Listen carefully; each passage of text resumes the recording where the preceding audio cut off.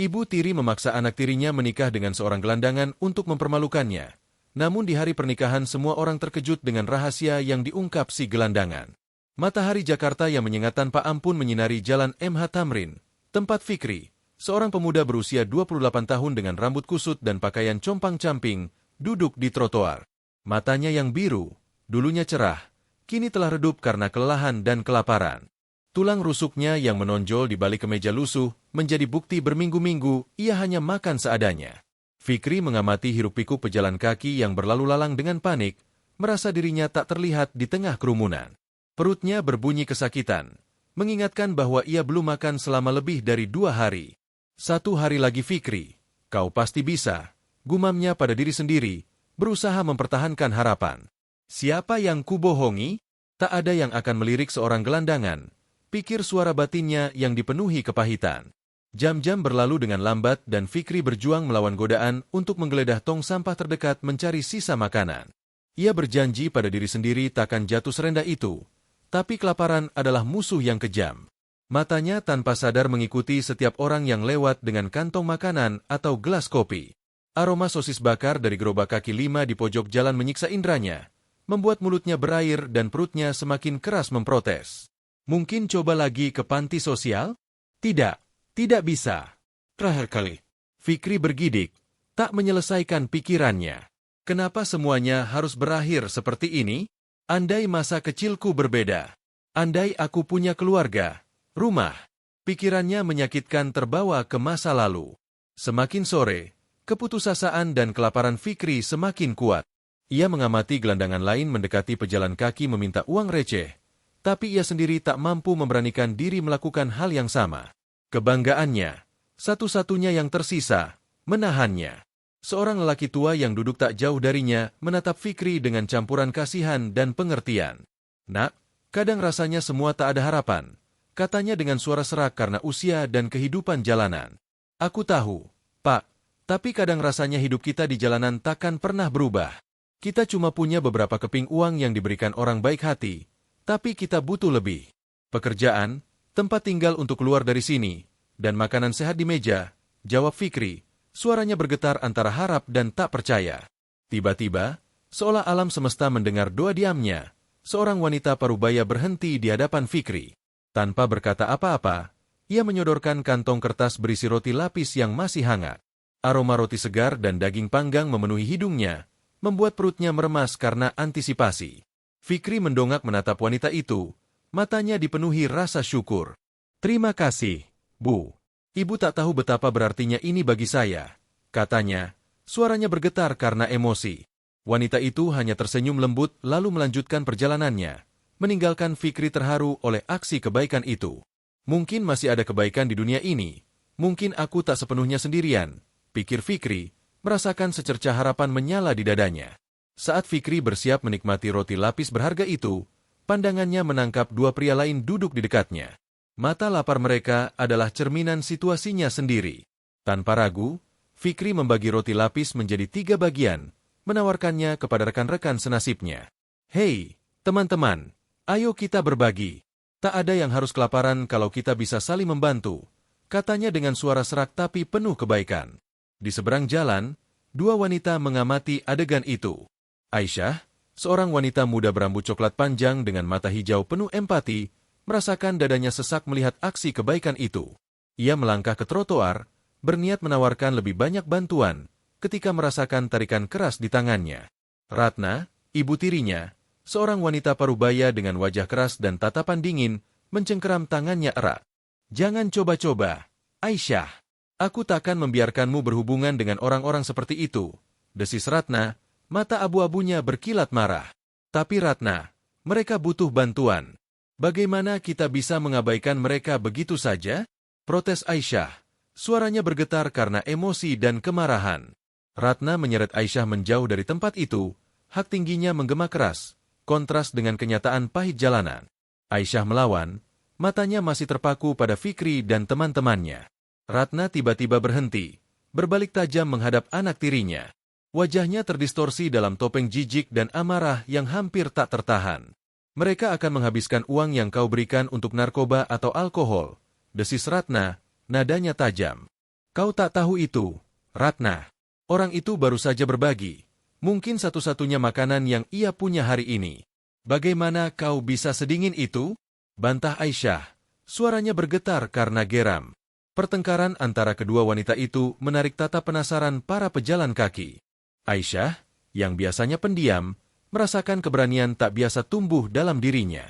Ia melepaskan diri dari cengkeraman Ratna dan melangkah tegas ke arah jalan. Mereka manusia sama seperti kita, Ratna. Mereka layak mendapat belas kasihan, bukan penghakiman, kata Aisyah dengan tegas, suaranya semakin percaya diri. Ratna kembali mencengkeram lengan Aisyah. Kuku terawatnya menggores kulit anak tirinya. Kau tak mengerti bagaimana dunia ini bekerja, sayang. Orang-orang ini memilih gaya hidup seperti itu. Bukan tanggung jawab kita menyelamatkan mereka, bantah Ratna dengan nada merendahkan. Memilih? Tak ada yang memilih kelaparan atau hidup di jalanan. Bagaimana kau bisa sebutakan itu? Balas Aisyah. Air mata kecewa berkilau di matanya.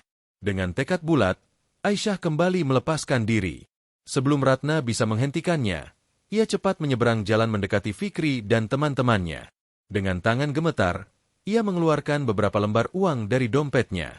Tolong terima ini, semoga bisa sedikit membantu, katanya sambil menyodorkan uang kepada Fikri. Pemuda itu menatap Aisyah dengan terkejut dan terharu. Mata mereka bertemu sejenak, dan di antara mereka tercipta ikatan diam penuh makna. Terima kasih, Mbak. Kebaikan Anda berarti lebih dari yang bisa Anda bayangkan, jawab Fikri, suaranya bergetar karena emosi. Ini bukan apa-apa. Saya hanya menyesal tak bisa berbuat lebih, gumam Aisyah, merasakan lega sekaligus tak berdaya menghadapi situasi mereka. Ratna mengamati adegan itu dari kejauhan. Wajahnya mengekspresikan campuran amarah dan sesuatu yang lain. Mata abu-abunya menyipit, mengamati Fikri.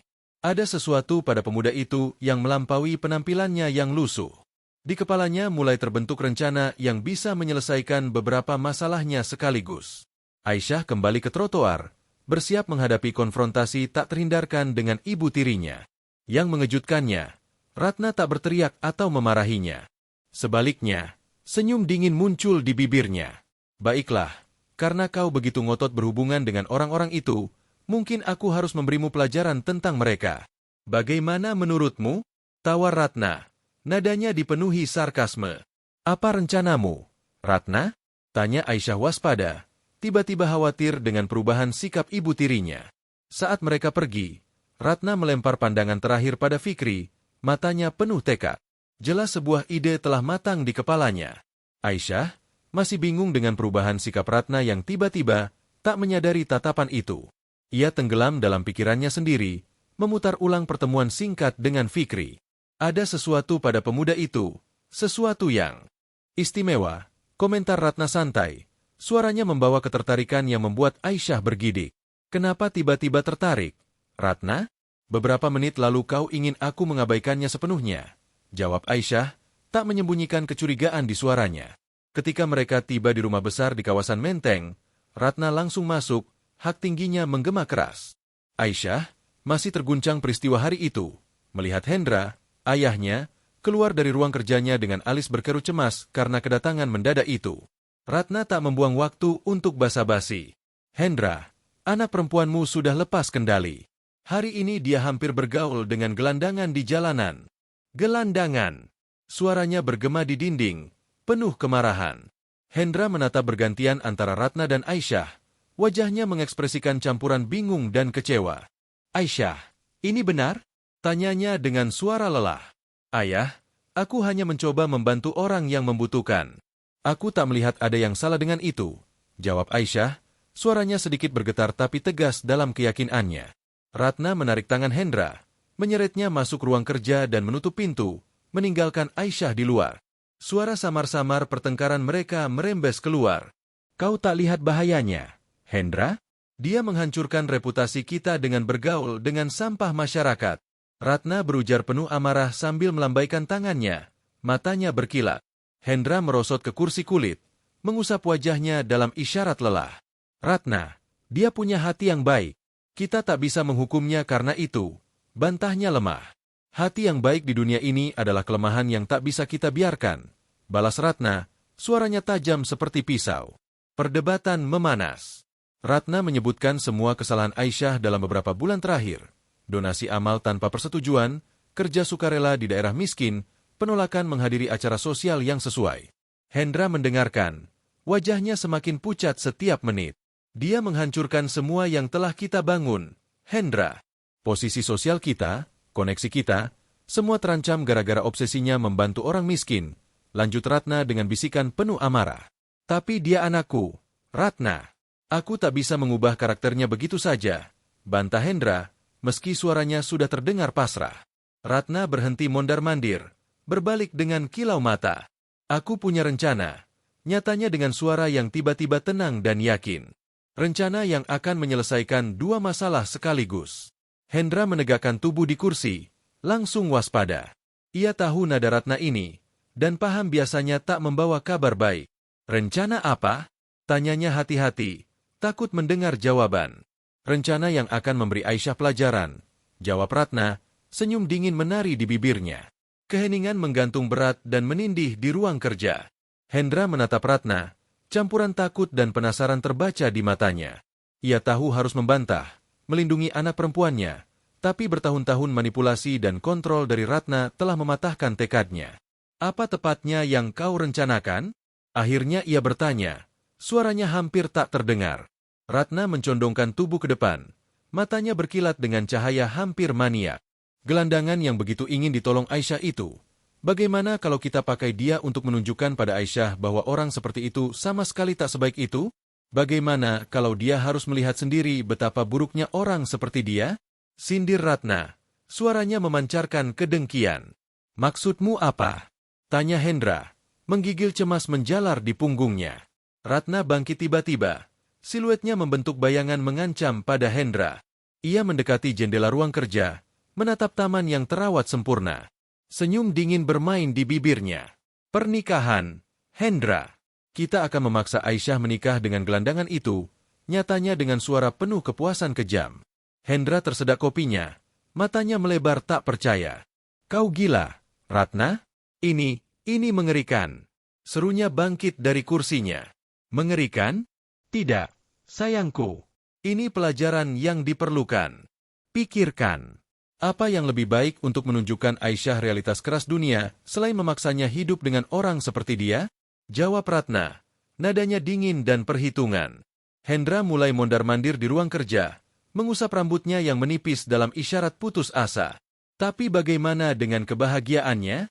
Anakku layak dapat yang lebih baik dari ini. Ratna, bantahnya, suaranya tegas meski jelas khawatir. Ratna berbalik menghadapnya, matanya berkilat tekad tak tergoyahkan. Kebahagiaan, Hendra? Kita bicara tentang masa depan anak perempuanmu. Bayangkan tatapan, bisikan di acara sosial. Aisyah harus paham konsekuensi tindakan sembrononya.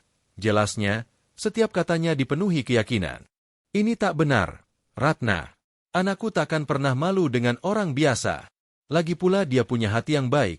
Dia takkan peduli hal seperti itu, kan? Tanya Hendra dengan bangga di suara, mengingat karakter kuat anak perempuannya. Ratna tertawa dingin. Suara tawanya bergema di dinding ruang kerja. Oh Hendra, kau benar-benar percaya dia bisa bertahan?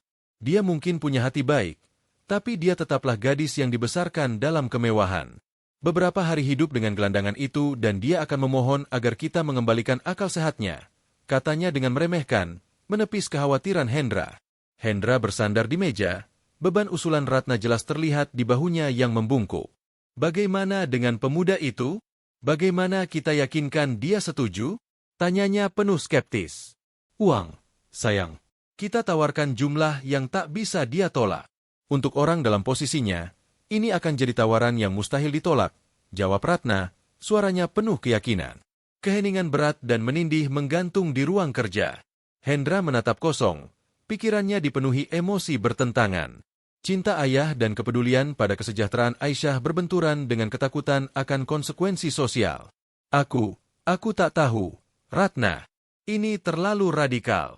Mungkin kita bicara dengannya saja. Akhirnya ia gumamkan, suaranya dipenuhi keraguan. Ratna mendekatinya, nadanya melunak tapi tetap tegas. Hendra, sayang, kata-kata saja tak cukup. Aisyah harus melihat sendiri. Kadang kita harus keras untuk melindungi orang yang kita cintai. Argumentasinya dengan suara penuh kepedulian palsu. Ya, tapi memaksa menikah, bermain dengan kehidupan anakku, pasti ada cara lain, bantah Hendra, tatapannya mengkhianati konflik batin yang dialaminya. Hendra perlahan bangkit berdiri. Ia mendekati jendela, menatap dunia di luar yang tampak begitu rumit dan penuh jebakan bagi putri kesayangannya. Menghela napas dalam, ia berbalik. Ini akan berakhir buruk, Ratna. Kau meremehkan Aisyah dan kekuatan keyakinannya. Gumamnya, suaranya penuh kekhawatiran tulus. Jengkel dengan kurangnya antusiasme dari Hendra, Ratna menyilangkan tangan. Matanya berkilat kecewa. Keraguanmu inilah mengapa Aisyah lepas kendali. Kadang kita harus mengambil keputusan sulit sebagai ayahnya. Kau harus mengajarinya melindungi reputasinya, bantahnya dengan nada tajam. Matahari mulai terbenam di atas Taman Suropati, mewarnai langit dengan nuansa jingga dan merah muda. Fikri duduk di bangku tua, mengamati orang-orang yang lewat ketika sosok Anggun mendekat. Ratna dengan mantel desainernya dan hak tinggi tampak tak pada tempatnya di lingkungan ini. Ia berhenti di hadapan Fikri. Tatapan dinginnya meneliti dari kepala hingga kaki. Kau gelandangan yang tadi di sini, kan? Aku Ratna, ibu tiri Aisyah, wanita yang membantumu dan tadi di sini bersamaku, katanya, suaranya campuran penghinaan dan keramahan palsu. Fikri berdiri, bingung dan sedikit waspada. Ya, saya. Nama saya. Ada yang bisa saya bantu, Bu? Jawabnya, suaranya serak. Karena lama terdiam. Aku punya tawaran untukmu. Tawaran yang bisa mengubah hidupmu sepenuhnya. Nyata Ratna, senyum perhitungan muncul di bibirnya. Ia menjanjikan kehidupan dalam kenyamanan dan kemewahan sebagai imbalan kerjasamanya. Fikri mendengarkan, matanya melebar setiap kata. Ibu ingin saya menikahi anak tiri ibu, wanita baik yang membantu saya tadi. Demi uang? Tanyanya tak percaya. Ratna mengangguk, senyumnya tak bergetar. Pikirkan, Fikri. Kau takkan pernah khawatir soal makanan atau tempat tinggal lagi. Kau akan punya semua yang pernah kau impikan. Desaknya, suaranya sehalus bisikan ular. Saya tidak bisa menerima ini. Saya tidak bisa memanfaatkan seseorang seperti itu. Apalagi orang yang baik pada saya, jawab Fikri sambil menggeleng menolak. Penolakan Fikri tampaknya membuat Ratna marah, tapi ia tetap tenang dan mengubah taktik. Ia memutuskan memainkan sisi lain Fikri. Pikirkan peluangnya. Fikri, dengan uang ini, kau bisa membantu banyak orang, teman-temanmu di jalanan, mereka yang kelaparan setiap hari, tawarnya dengan suara rendah dan meyakinkan. Fikri ragu, mengepalkan tangan erat sambil merenungkan kata-kata Ratna. Bayangan teman-teman jalanannya yang lapar dan putus asa muncul di benaknya. Saya memang bisa mengubah banyak hal, gumamnya, lebih pada dirinya sendiri daripada Ratna. Bayangkan berapa banyak nyawa yang bisa kau ubah. Bukankah itu yang akan dilakukan Aisyah? Menggunakan sumber dayanya untuk membantu orang lain, Ratna terus menekan, merasakan keraguan Fikri. Saat merenungkan, pandangan Fikri tanpa sengaja jatuh pada mantel Ratna, berhenti pada bros emas yang terpasang di kerah. Itu perhiasan rumit dengan motif mawar yang terjalin dengan sulur anggur. Sesuatu pada bros itu membangunkan kenangan jauh dalam diri Fikri, kenangan kabur tentang masa lalu yang terlupakan. Ia tanpa sadar mengulurkan tangan, hampir menyentuh bros itu. Bros ini, saya pernah melihatnya, gumamnya. Suaranya bergetar karena emosi tiba-tiba. Ratna sedikit mundur, terkejut dengan reaksi Fikri. Ini cuma perhiasan, tak ada yang penting, katanya cepat, tangannya melindungi bros itu. Ana, saya yakin ingat bros ini, ingat seseorang memakainya, seorang wanita yang menyanyikan lagu untuk saya, pikir Fikri, berjuang dengan serpihan kenangan dari masa kecil yang jauh. Kita harus pergi. Aku yakin kau bisa membantu banyak orang dengan menerima keputusan ini, Fikri, desak Ratna sambil memberi isyarat agar Fikri mengikutinya. Fikri mengangguk, tapi sebelum pergi, ia berbalik ke teman-teman jalanannya, berjanji kembali dengan bantuan.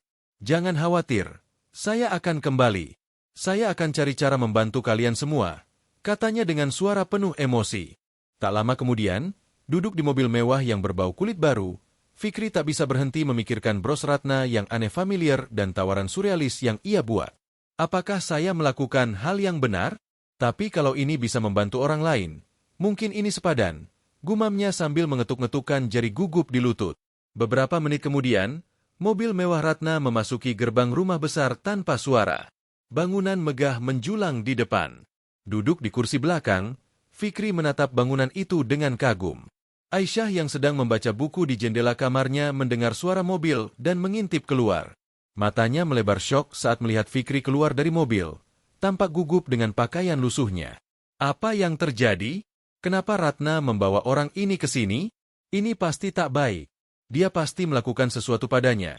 Gumamnya bingung dan khawatir, merasakan jantungnya berdebar kencang pertanda buruk. Ratna membawa Fikri masuk rumah sambil melempar pandangan bermakna pada Aisyah yang mengamati dari jendela. Tunggu di sini, perintah Ratna, meninggalkannya di ruang tamu lalu naik tangga dengan tekad bulat. Ratna mengetuk pintu kamar Aisyah sebelum masuk tanpa menunggu jawaban. Aisyah, sayang, kita perlu bicara, umumnya dengan nada pura-pura manis. Aisyah berbalik menghadap ibu tirinya. Wajahnya mengekspresikan campuran bingung dan takut. Ratna, apa yang terjadi? Kenapa pria itu di sini? Tanyanya dengan suara bergetar. Semuanya akan jelas, sayang. Tapi dulu duduk, kita perlu banyak bicara. Jawab Ratna sambil memberi isyarat Aisyah duduk di tepi ranjang. Dengan enggan Aisyah patuh, tak lepas menatap wajah Ratna. Ibu tirinya mulai mondar-mandir di kamar. Hak tingginya bergema di lantai kayu. Aisyah, obsesimu membantu orang kurang beruntung mengkhawatirkan. Ayahmu dan aku putuskan sudah waktunya kau belajar pelajaran penting tentang dunia nyata. Mulai Ratna dengan suara penuh kepedulian palsu. Aisyah merasakan simpul terbentuk di perutnya. Apa maksudmu? Tanyanya takut mendengar jawaban. Aku bicara tentang konsekuensi, sayang, dan tentang pernikahan, jawab Ratna, senyum dingin muncul di bibirnya. Syok menghantam Aisyah seperti pukulan ke perut. Ia bangkit tiba-tiba, tangannya gemetar. Pernikahan? Pernikahan apa? Tanyanya menuntut, suaranya naik oktav. Ratna berhenti tepat di hadapan Aisyah. Kau akan menikah dengan gelandangan yang ada di bawah. Fikri, orang yang begitu ingin kau bantu tadi, nyatanya sambil menikmati setiap kata. Aisyah merasakan darah mengalir dari wajahnya. Ini gila. Kau pasti tidak serius. Teriaknya. Suaranya bergema di kamar. Sangat serius, sayang. Dan sebelum kau pikirkan untuk menolak, biar ku jelaskan konsekuensi yang menunggumu kalau kau tidak patuh. Ancam Ratna dengan nada berbahaya rendah. Aisyah mundur dan duduk berat di ranjang. Kepalanya berputar. Ia mencoba memahami absurditas yang terjadi. Aku cuma membantu orang yang membutuhkan. Apa salahku? Kau tak bisa memaksaku melakukan ini. Ini ilegal. Ini tidak bermoral. Bantahnya, mata mulai dipenuhi air mata putus asa. Ratna melangkah lebih dekat, membungkuk sehingga wajahnya berhadapan dengan wajah Aisyah. Bisa dan akan kulakukan, sayang, kecuali kau ingin teman barumu si gelandangan itu menghadapi tuduhan serius. Bagaimana kalau polisi menemukan sesuatu ilegal padanya? Ancamnya, kata-katanya penuh kebencian. Kau tak akan lakukan itu. Dia tak bersalah, dia tak ada sangkut pautnya, gumam Aisyah, jantungnya mencengkeram ketakutan saat realitas mulai mencapainya. Kenapa kau lakukan ini, Ratna? Apa untungnya bagimu? Ratna tersenyum dingin sambil meluruskan tubuh. Apa untungku, sayang Aisyah? Aku dapat menantu yang akhirnya paham tempatnya di keluarga ini dan di masyarakat. Kau harus paham bahwa tindakanmu ada konsekuensinya, dan tidak setiap orang yang kau coba bantu layak mendapat belas kasihanmu. Aisyah merasa terpojok, pandangannya melayang ke jendela tempat ia melihat Fikri tadi. Pikiran bahwa ia akan menderita karena dirinya sangat tak tertahankan. Kalau aku setuju, apa yang terjadi pada Fikri? Tanyanya. Suaranya hampir tak terdengar. Dia akan punya kehidupan nyaman jauh dari jalanan. Dan kau, sayangku, akan belajar pelajaran penting tentang dunia nyata. Jawab Ratna dengan nada hampir keibuan tapi dengan nuansa dingin yang membuat Aisyah merinding. Fikri dibawa ke kamar mandi mewah yang bersebelahan dengan kamar barunya. Matanya melebar saat melihat bak marmer besar dan perlengkapan mandi tersusun rapi di meja. Ada semua yang Anda butuhkan, kata Pak Jaya sambil menunjuk handuk lembut dan alat cukur. Fikri mengangguk, masih terperangah dengan situasi.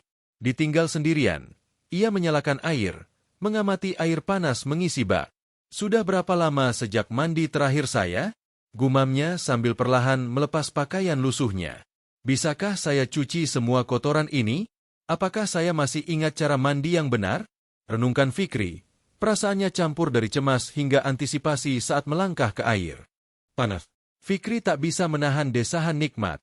Bertahun-tahun kotoran mulai hilang saat ia menggosok kulit dengan spons lembut dan sabun harum. Ia mencelupkan kepala ke air berulang kali, mencuci rambutnya. Air cepat menggelap, menjadi saksi bisu tahun-tahun hidupnya di jalanan. Fikri tetap di bak hingga air mendingin, menikmati setiap momen kebersihan dan kenyamanan. Ini seperti kelahiran kembali, bisiknya, pertama kali dalam bertahun-tahun melihat kulitnya yang bersih. Siapa sangka mandi sederhana bisa membuat orang merasa jadi manusia lagi. Renungnya, gelombang emosi menyeruak. Terbungkus handuk lembut, Fikri menatap bayangannya di cermin berkabut. Janggutnya panjang dan tak terawat, menutupi sebagian besar wajahnya. Dengan tangan gemetar, ia mengambil pisau cukur dan krim. Hati-hati ia mulai mencukur janggut, perlahan membuka wajah yang telah lama ia lupakan.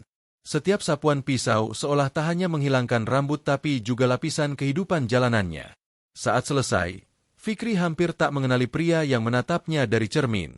Ya Tuhan, apakah ini aku? Gumamnya sambil menyentuh pipi mulusnya.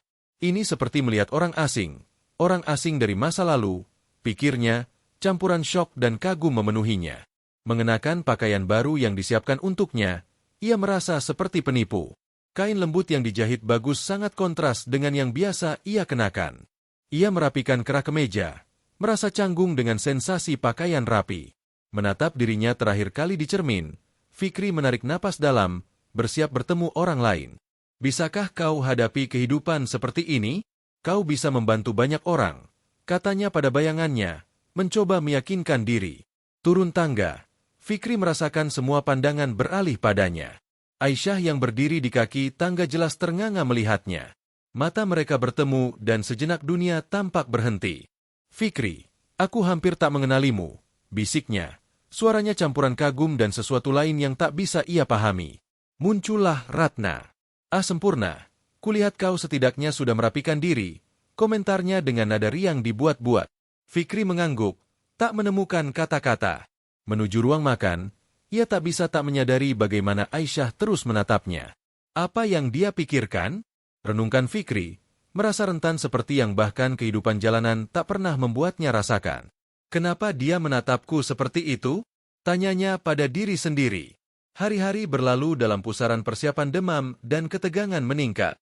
Sekarang, duduk di kursi salon pengantin mewah, Aisyah menatap bayangannya di cermin sementara Mbak Ruri menata sanggul rumit pernikahannya. Matanya, meski sedih, bersinar dengan tekad tenang. Tangannya terlipat lembut di atas gaun pengantin putih di pangkuannya. Ia tak bisa tidak memikirkan Fikri dan perubahan luar biasa yang terjadi padanya beberapa hari terakhir. Dia pasti merasa sama tersesat sepertiku. Mungkin pernikahan ini kesempatan benar-benar membantunya mewujudkan perbedaan yang selalu kuinginkan. Gumam Aisyah, jantungnya mencengkeram simpati. Senyum tipis muncul di bibirnya. Penata rambut, menyadari usaha Aisyah berusaha mencairkan suasana dengan obrolan ringan.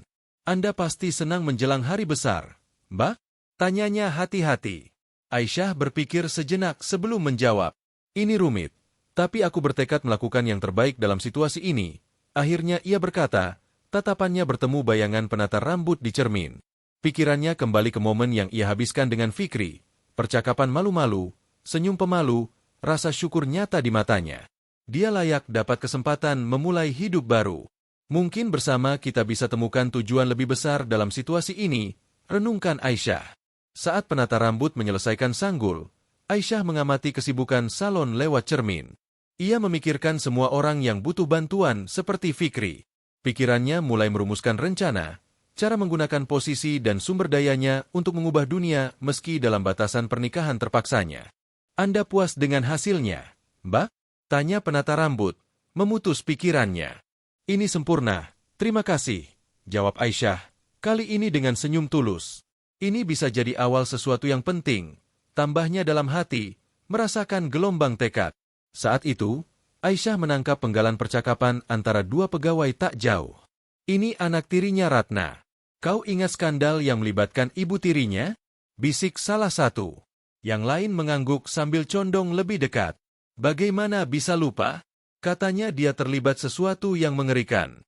Tentu saja tak ada yang terbukti. Percakapan terputus saat wanita-wanita itu menyadari tatapan Aisyah di cermin. Mereka cepat menjauh dengan tampang bersalah. Aisyah merasakan jantungnya berdetak lebih cepat. Sesuatu yang mengerikan? Apa yang Ratna lakukan? Kadang aku bertanya-tanya, apakah dia benar-benar seperti yang dia klaim? Kenapa dia bilang senang bergabung dengan keluarga kami tapi bertindak seolah membenciku? Renungkan Aisyah. Pikirannya berputar kencang. Kata-kata pegawai bergema di benaknya, bercampur dengan pengamatannya sendiri beberapa hari terakhir, terutama bahwa Ratna begitu enggan membahas masa lalunya sebelum menikah dengan Hendra. Jelas ada teka-teki di sini, dan Aisyah bertekad memecahkannya. Ia mendekati jendela salon. Bayangannya di kaca menunjukkan bukan sekadar pengantin, tapi wanita dengan tujuan. Aku akan cari tahu kebenarannya. Kalau Ratna menyembunyikan sesuatu, itu akan terbongkar. Janji Aisyah pada diri sendiri dengan ekspresi penuh tekad. Beberapa jam kemudian, matahari siang membanjiri fasad megah Masjid Agung Menteng, dan deretan mobil mewah mulai berdatangan. Fikri, mengenakan baju koko yang masih terasa asing, dengan gugup mengamati dari pintu masuk. Para tamu dari kalangan atas Jakarta keluar dari mobil mereka. Tatapan menghakimi tertuju padanya. Bisikan dan gunjingan memenuhi udara. Kata-kata seperti gelandangan dan skandal mencapai telinganya. Fikri merasakan perutnya mencengkeram. Kesadaran penuh akan situasi menghantamnya dengan kekuatan penuh. Bagaimana aku sampai di sini? Kenapa orang-orang ini menatapku dengan jijik? Apakah Aisyah berpikir sama seperti mereka? Gumamnya sambil merapikan dasi. Matanya putus asa mencari wajah ramah di kerumunan. Pasangan tua melewati Fikri. Wanita itu tak bisa sembunyikan ekspresi jijiknya. Sayang, kau dengar? Ratna bilang dia hidup di jalanan sampai bulan lalu. Sungguh memalukan untuk Aisyah Malang. Bisiknya cukup keras agar Fikri mendengar. Pria di sampingnya mengangguk sambil melirik Fikri. Katanya ini semacam hukuman. Tapi mempermalukan keluarga seperti ini, berbaur dengan orang seperti dia. Aisyah pasti gila, jawabnya. Fikri merasakan darah mengalir dari wajahnya. Wahyu ini menghantamnya seperti pukulan ke perut. Ratna sengaja menyebarkan kisahnya, mengubahnya jadi objek ejekan untuk mempermalukan Aisyah di hadapan semua orang. Jadi begitu, aku cuma alat untuk mempermalukan Aisyah. Bagaimana bisa aku sepolos ini? Pikir Fikri, amarah dan malu bercampur di dada. Lebih banyak tamu terus datang. Setiap tatapan dan bisikan memperkuat ketidaknyamanan Fikri. Ia melihat Ratna dari kejauhan, menyambut tamu dengan senyum palsu, sesekali melempar pandangan penuh kemenangan. Tangan lembut menyentuh bahunya, membuatnya tersentak. Itu Hendra, ayah Aisyah. Matanya dipenuhi campuran kasihan dan rasa bersalah. Fikri, saya minta maaf atas semua ini, bisiknya, suaranya hampir tak terdengar. Sebelum Fikri bisa menjawab, Hendra sudah pergi, larut dalam kerumunan. Bahkan ayahnya tampak jadi korban permainan busuk ini. Renungkan Fikri, pikirannya bergejolak. Seorang pria tua bertopang. Tongkat elegan mendekati Fikri. Matanya melebar saat menatap Fikri lebih dekat. Ekspresi syok dan pengenalan menyeberang wajah keriputnya. Tidak mungkin, gumamnya sambil meneliti wajah Fikri dengan seksama. Sejenak Fikri merasakan percikan harapan. Berpikir mungkin orang ini takkan menghakiminya karena masa lalunya. Pria tua itu menoleh sekeliling dengan was-was, seolah takut diawasi sebelum condong lebih dekat ke Fikri. Nak, saya harus bicara dengan Anda berdua saja. Ini penting, bisiknya. Suaranya bergetar menahan emosi. Fikri terkejut dan penasaran mengangguk. Tentu, Pak. Tapi kenapa? Ada yang terjadi? Tanyanya dengan suara pelan dan cemas. Pria tua itu melempar pandangan hati-hati sekeliling sekali lagi sebelum menjawab. Bukan di sini. Temui saya di belakang masjid 5 menit lagi. Ada hal yang perlu Anda tahu. Katanya cepat lalu pergi secepat tongkatnya mengizinkan. Fikri berdiri tak bergerak, merasakan jantungnya berdebar kencang.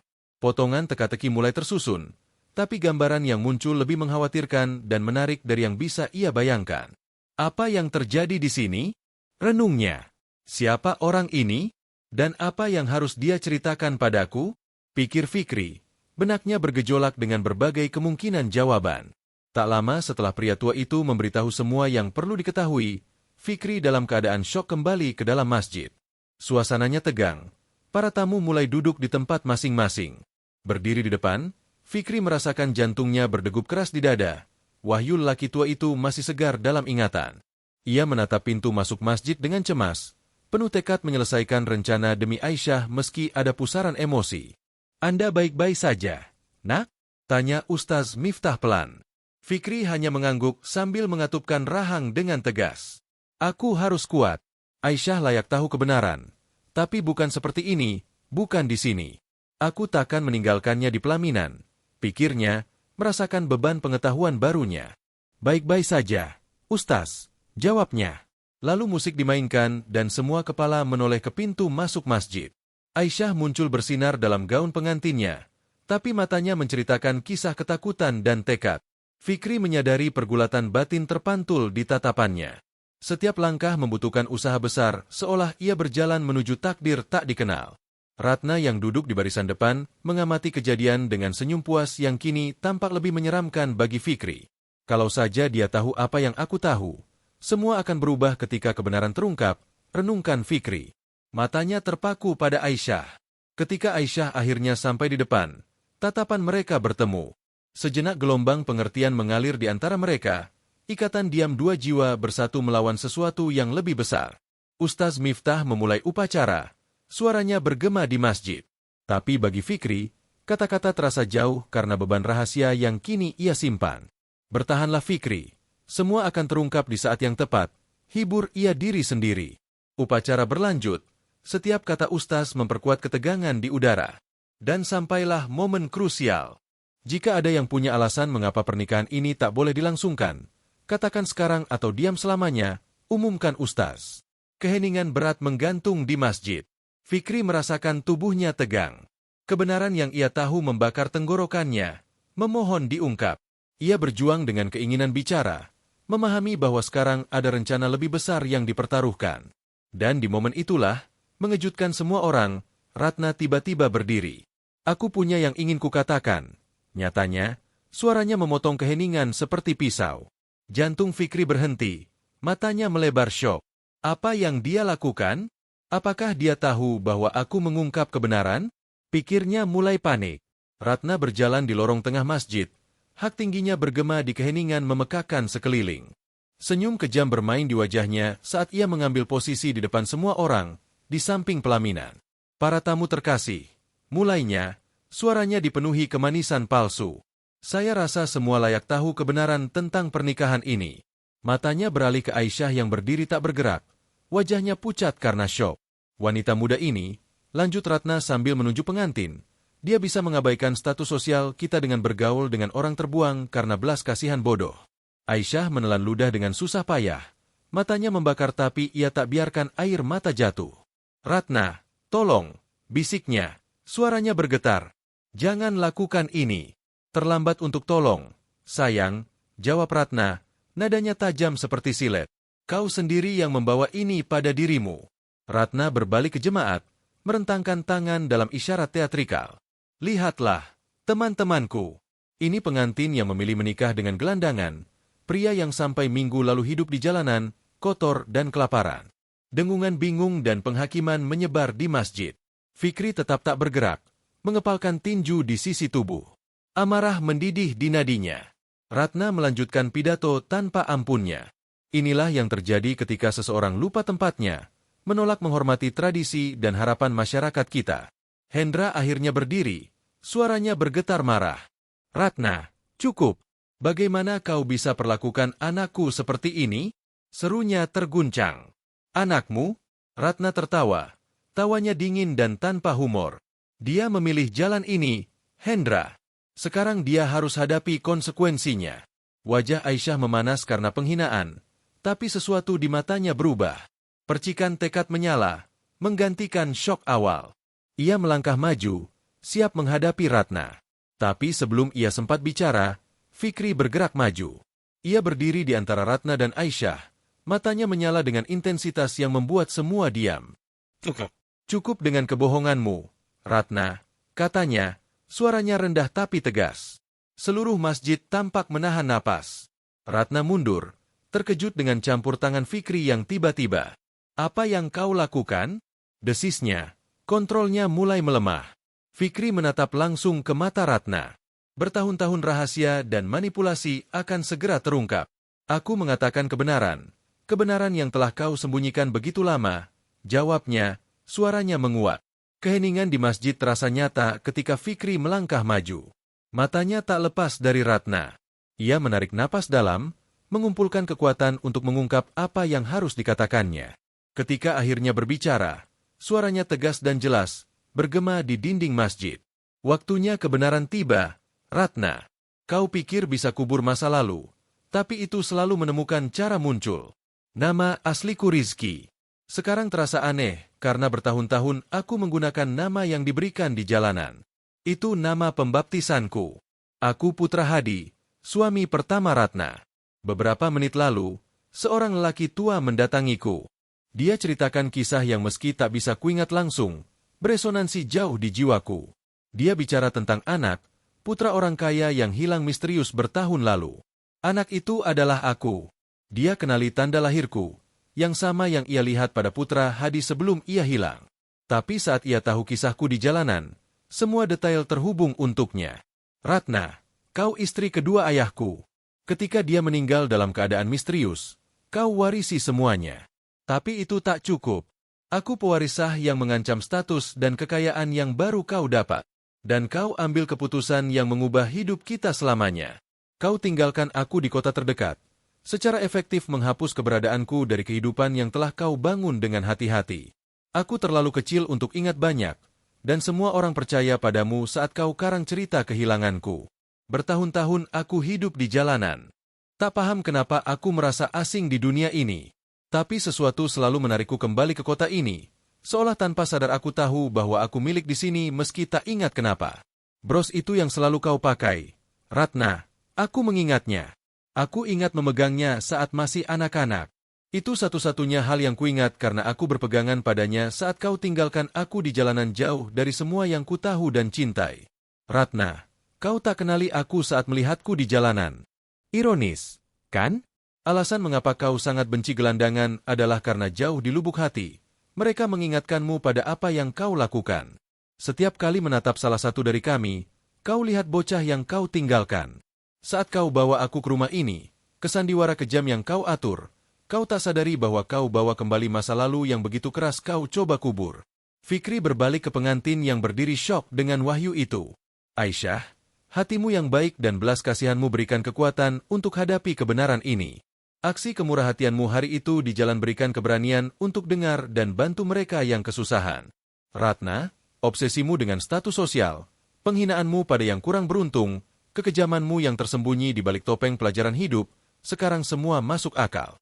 Ini fasad yang dirancang hati-hati untuk sembunyikan masa lalumu, kubur kebenaran tentang apa yang kau lakukan padaku dan ayahku. Tapi tak lagi. Kebenaran telah terungkap dan kau takkan bisa sembunyi di balik kebohongan dan manipulasimu lagi. Waktunya kau hadapi konsekuensi perbuatanmu, bertanggung jawab atas kehidupan yang kau curi dariku dan atas rasa sakit yang kau sebabkan pada banyak orang lain, termasuk Aisyah dan Hendra. Aku berdiri di sini hari ini bukan sebagai pria hancur yang kau pikir bisa kau gunakan dalam skemamu, tapi sebagai Rizki, merebut kembali identitas dan tempat sahku di dunia ini. Dan aku di sini untuk pastikan keadilan ditegakkan. Ketika Fikri selesai bicara, masjid meledak dalam kekacauan. Aisyah berdiri terpaku.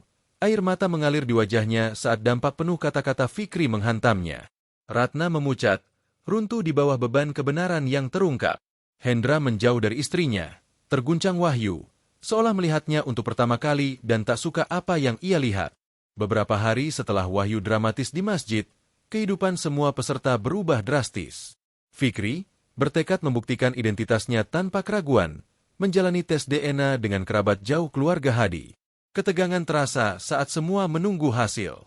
Pada suatu hari cerah, Fikri dan Hendra berkumpul di kantor pengacara Dimas, membuka amplop dengan tangan gemetar.